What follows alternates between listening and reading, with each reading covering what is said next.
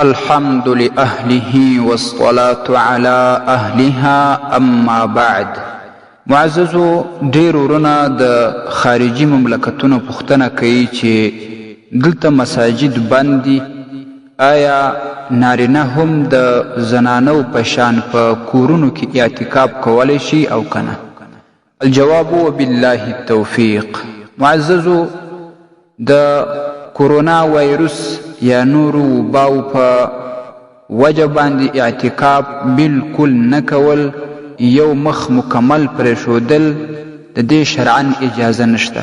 البته په کومه محله په کومه سیمه کې چې مسجد وي، که یو څو افراد 2 یا 3 نفره په دې مسجد کې اعتکاف وکوي، نو د دې ټولې محلې او سیمې د خلکو غاړې خلاصې دي.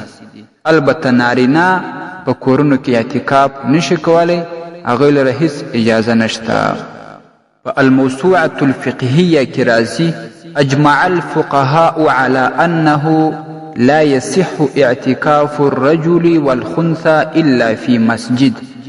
فقهاو په دې باندې اجماع کړی ده چې د نارینه او د خنثی مشکل د نرښځي اعتکاف بل هیڅ ځای صحت نه لري بغیر د مسجد څخه.